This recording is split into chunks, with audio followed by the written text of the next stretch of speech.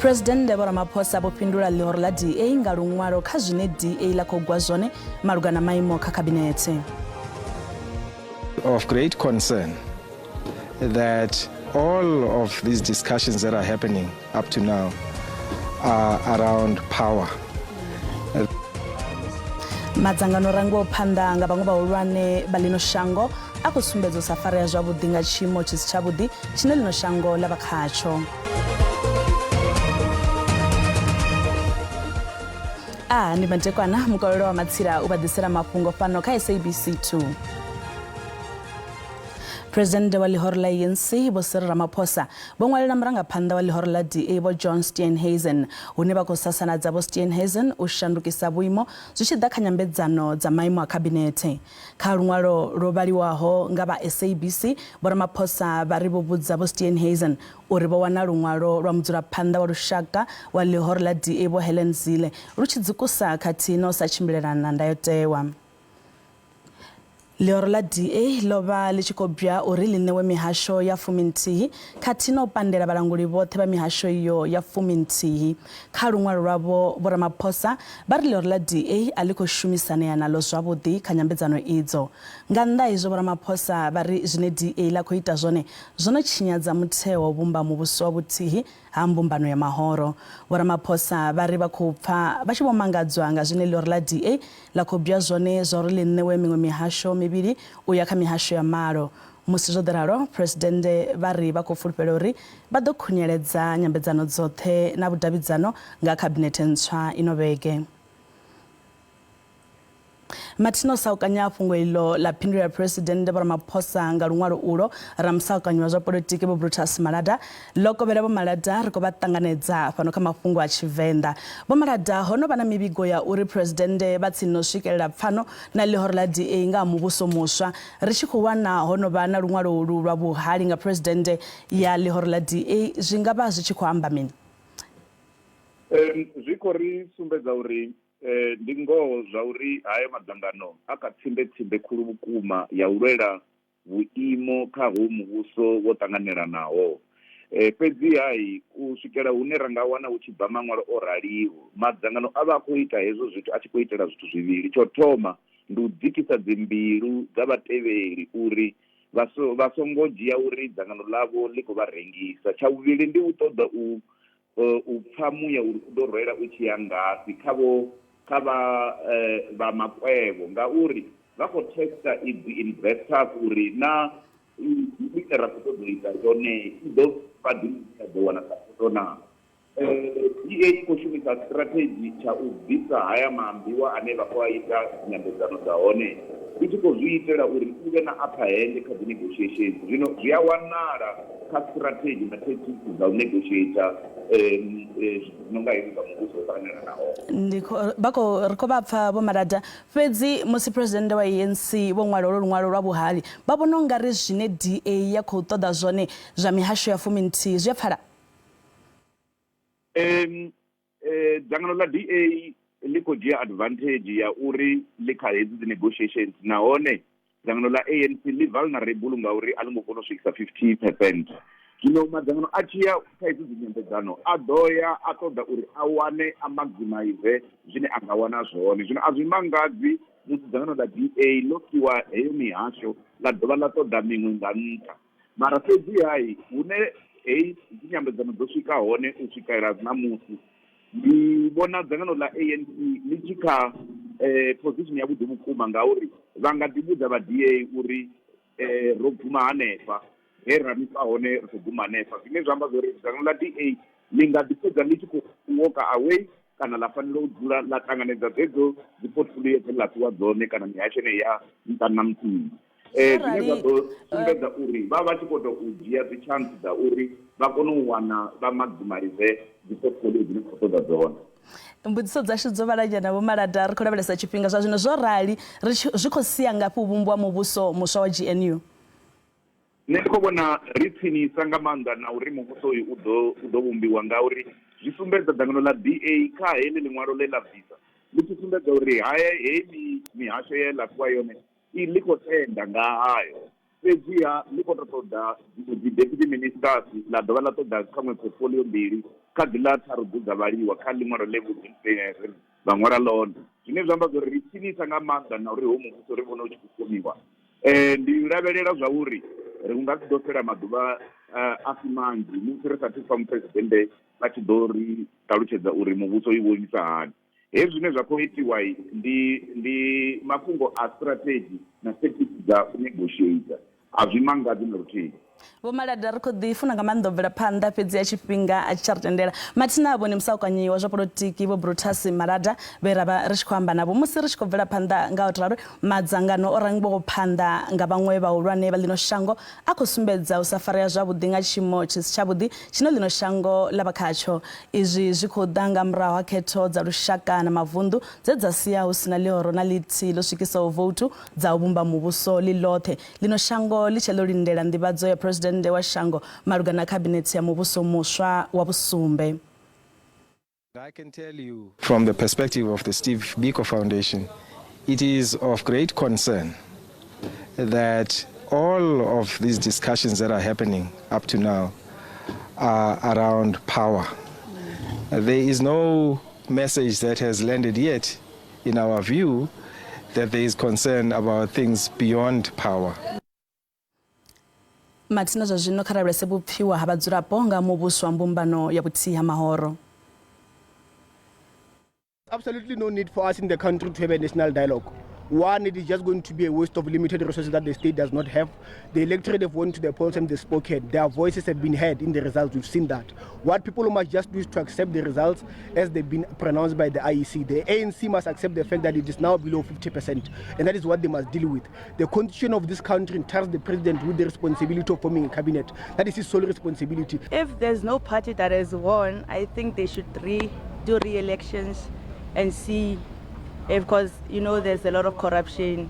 There might be like mixed votes, and some people, there were votes that were null and void. So maybe that this time people vote correctly. The national dialogue is not important. The only national dialogue that we recognize as ordinary citizens of South Africa is the elections that took place on the 29th of May. The elections were a clear indication of what the people of South Africa want. The people of South Africa want political parties to work together, and that is what must just happen. I think government should come to us as people and ask about our view.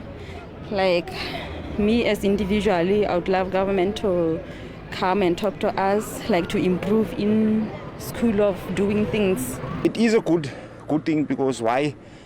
It's not going to be one political party that's going to be in power.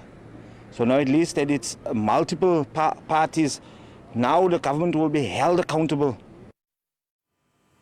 Vhaligi ya bahali ba lihoro la ANC ba kosasaladza waniswa ha muraḓo wa khoro tshitumbe ya lihoro ilobo zisikodwa sa muraḓo wa phalamennde mbamuro nga ḽavhuvhili hune vha ri a zwi ṱalutshedzei. Kha luṅwalo lo rumelwaho muṅwaleli muhulwane wa lihoro la ANC Vho Fikile Mbalula, muṅwaleli muhulwane wa ANC Veterans League Vho Liva Langa vha ri tsheo nga lihoro ya u tendela vho kodwa vha tshi aniswa sa muraḓo wa phalamennde i nyadzisa mulayo wa lihoro wa uri muthu ane a khou livhana na milandu a vhe o ḓibvisa kha mishumo ya lihoro. Vho kodwa vho livhana na milandu ya zwiito zwa vhuaḓa ine ya kwama masheleni a randa dza miḽioni nthihi khoma rathi nahone vha nnḓa nga beili ya randa dza zwigidi zwa furaru. Vho Langa vha ri miraḓo ya lihoro ine ya khou livhana na mavharivhari a zwiito zwa u langiwa ha muvhuso nga vhathu vha nnḓa vha fanela u vha vho bviswa phalamennde u itela u tsireledza tshirunzi tsha lihoro. Lihoro la Inkatha Freedom Party ndi ḽiṅwe ḽa mahoro ane anga vhuyelwa nga muvhuso muswa wa mbumbano ya vhuthihi ha mahoro. Muḓivhi wa zwa polotiki Professor Vho Bheki Mngome Zulu vha ri lihoro ḽo no nga IFP kha ḽi sedzese kha u shela mulenzhe muvhusoni uyo na u ḓikhwaṱhisa madzuloni o sedzesa kha maimo ane ḽa nga vhuyelwa ngao. Lihoro la Inkatha Freedom Party ḽo ḓivhadza zwa uri ḽi khou vha tshipiḓa tsha muvhuso wa mbumbano ya vhuthihi ha mahoro GNU nga ḽa 12 ḽa Fulwi. Murangaphanḓa wa lihoro iḽi Vho Velenkosi Hlabisa vha ri vhona ngo vha tshipiḓa tsha GNU nga nṱhani ha u tamula vhathu. At a national level, the IFP has decided in forming part of a government of national unity. The IFP has agreed to form part of the government of national unity. u vha tshipiḓa tsha GNU zwi tou amba fhedzi uri ḽioro iḽi ḽi nga ḓiwana ḽi tshi khou vha tshipiḓa tsha khabinethe lune lwa ḓo vha lusi lwa u thoma. I now administer the oath or solemn affirmation. You swear or solemnly affirm to be faithful to the Republic of South Africa, and you solemnly promise to perform your functions as a member of the National Assembly. ḽioro ḽa IFP ndi ḽa vhuṱanu ḽihulwanesa phalamennde nga zwidulo zwa fumisumbe a zwi tou vha khagala uri ḽi ḓo ṋewa maimo afhio kha khabinethe. My view is that it will be better for the IFP not to push for the positions, but instead to remind the collective that is led by the ANC that they have an experience working in a coalition government, given that the ANC and the IFP were in a coalition in KwaZulu-Natal which was sustainable for some time. U vha tshipiḓa tsha GNU wa IFP vhaṅwe vha khou zwi vhona sa tsheo ya vhuṱali. Given the position that was given to the late Mangosuthu Buthelezi being the Minister of Home Affairs, one of the critical questions is, did that position assist the IFP in terms of having tentacles outside of the province of KwaZulu-Natal and Gauteng? If the answer is in the negative, then the party should look at the possibilities of using any position that they might get in this government of national unity to make sure that they expand the presence of the IFP beyond KwaZulu-Natal and Gauteng. Kama vundu, ḽioro iḽi ḽo vhuyelwa nga kha GNU, hune zwa zwino ḽa khou rangaphanḓa vundu ḽa KwaZulu-Natal ḽo ṱangana na DA, ANC na NFP. President Vho Cyril Ramaphosa vha khou ṱahisa u kwamea havho nga murahu mpfudza maswole vhavhili vha fhano Afrika Tshipembe ngeno vhaṅwe vha fumbili vho tou huvhala musi wa mudio mutheoni wavho ngei Sake vhubvaḓuvha ha shango ḽa DRC. President vha khou dovha hafhu vha swikisa maipfi avho a ndiliso kha miṱa ya maswole avho vho vhulawaho khathihi na vhashumisani navho. Maswole vha fhano vha SANDF ndi tshipiḓa tsha mbia SADC ya rumeliwa u vhuyedzedza mulayo na tsireledzo zwipiḓani zwa vhubvaḓuvha zwa shango ḽa DRC. President Vho Cyril Ramaphosa sa vhone mulangambi muhulwane wa SANDF vha khou fulufhedzisa miṱa ya maswole avho uri vha ḓo ṋekedza thuso na thikhedzo ya muhumbulo kha vhoṱhe vho kwameaho.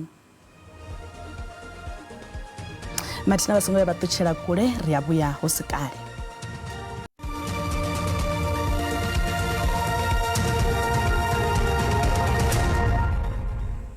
Ri khou dovha hafhu u vha ṱanganedza fhano kha SABC2.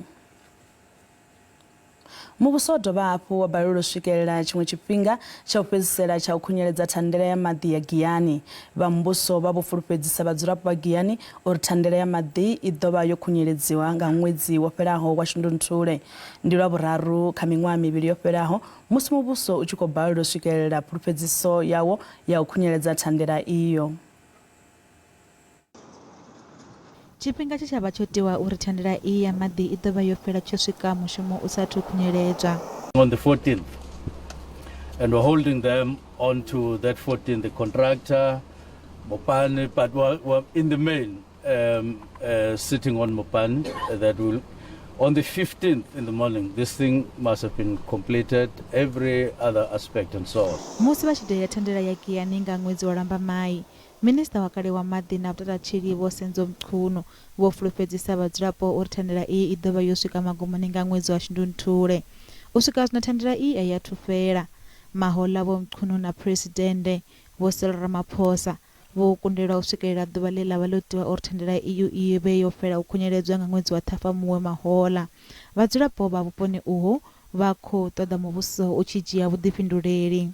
It's very disturbing again to say if officials of government can come and give you promissory note time and again, you end up not knowing where to cry for, because the issue that we're raising for water, that is the basic need that we need each and every day. So if now we are now told that on the 15th of May things will be all right, we took it as if like they are coming to rectify things. Thandela iyi ya Giyani yo no ḓilengiswa lunzhi nga ṅwambo wa mavharivhari a tshanḓanguvhoni khathihi na ndaulo i si yavhuḓi. Thandela iyi ya vha yo kovhelwa masheleni a randa dza milioni dza maḓana a ṱahe nga ṅwaha wa 2010 yo no gonyela nṱha uya kha masheleni a bilioni 3.2. Vhaofisiri vhavhili vhahulwane vha dzhendedzi ḽa maḓi ḽa Lepelle Northern Water vho imiswa u shuma vha tshi khou humbulelwa tshanḓanguvhoni. Ava maḓi haleni hinkwayo ya fika laha sweswi se a hi tivi ku ri ya ta rinda ma endliwaka sweswi hi yimela n'wina a swi tivi ku mfumo wu famba wu ya kwini. Va muhasho wa maḓi khathihi na vhamasipala wa tshiṱiriki tsha Mopani vha ri luṱa lwa u thoma lwa u ṱumanya themamveledziso ya maḓi lwo no thomiwa kha vhuṅwe vhupo. Vhaofisiri vho fulufhedzisa u ḓo fhedza zwa u ṱumanya themamveledziso iyi nga ṅwedzi wa Fulwana. We had appointed around 37 contractors, all at different times. There are contractors that were appointed around July. They are expected to complete their work this July. But there are those that were appointed earlier and they are completed. Vhamasipala wa Mopani vha kha mushumo wa wana murahu masheleni a paḓo milioni dza fusumbe nga ṅwambo wa zwiito zwa tshanḓanguvhoni kha thandela ya Giyani.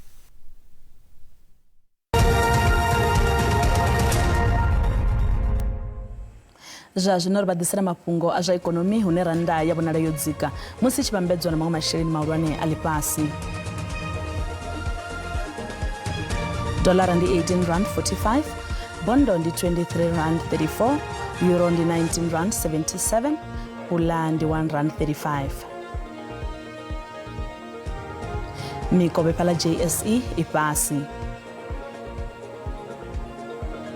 Kha zwibveledzwa musuku ndi $2,328, platinum ndi $998, oil songo kunakishaho ndi $86.19 nga fagi.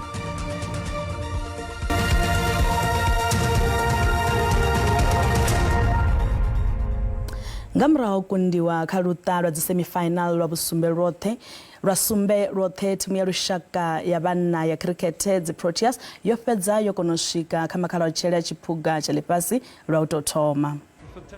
Mutambaphanḓa wa thimu ya TS Galaxy ane avha mutambi wa kale wa Bafana Bernard Parker ha thu dzhia tsheo arali a tshi ḓo bvela phanḓa na u tamba khalaṅwaha i ḓaho kana u vha mugudisi.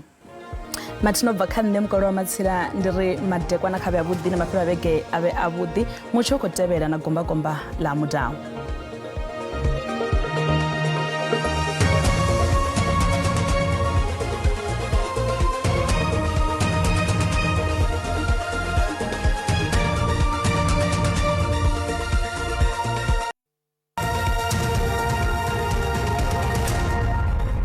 ndi matekwana kari mudiravesa nyimero ya mucho ya matekwana ana musi matekwana ano vapfumi va mucho vekharira vele maswata sikati ananga kati phera pala hospitali zwa pala tibura ukubonera hafu na mimuya ine kubudzura nga buhari phendera shango ya bupadova na bukovera na hone aiwa rikobona ila mimuya kila yotine ya manda kari mudiravesa sori machero hone aiwa mucho wimanga chikumbe yote nyimero ya mucho ya machero kutoba hapu ya sumeza mataka ananga kati sara atukoso machero dichicha atina ila mimuya kila kubera panda na kubudzura pala chipembe ha shango musisho vua machero nga macheroni pala hospitali zwa pala tibura ngakaduvua una makore ya doba hapu ya phera kari mudirira rabeleza temperature zashu za matekwana na mosi kari tomenga vundo lashu langeno Gauteng gero doroboni ya Johannesburg ne rokobikira hone mucho budibukuma atina Pretoria huko rotura bukuma zina pala Procon Springs na pala Vereeniging hone roko rabela phepho matekwana na mosi rusa hangu na pala Carletonville kari muditsa hayani rabese pala vundo la Limpopo ne na hone rokobona aiwa mucho wa phepho chiko biko matekwana na mosi pala doroboni pala Mokopane bila atina pala Polokwane thando aiwa zida kwenye temperature tachika pala ka 23 kere na hone ndi 22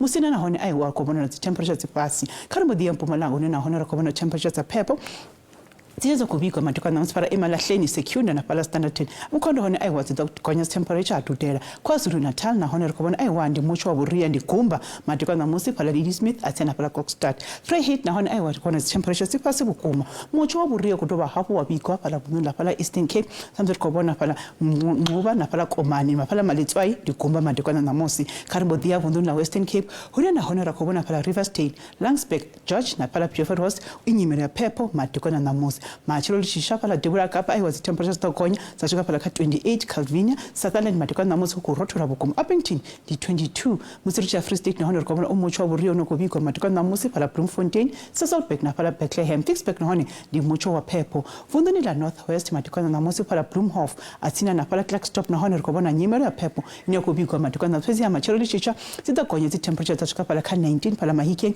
Tosca ndi 21 Vryburg ndi 20 taung hone aiwa rokobona umucho tukonya temperature takonya zaswika pala ka 21 helino ndi komba komba kabima dukana bote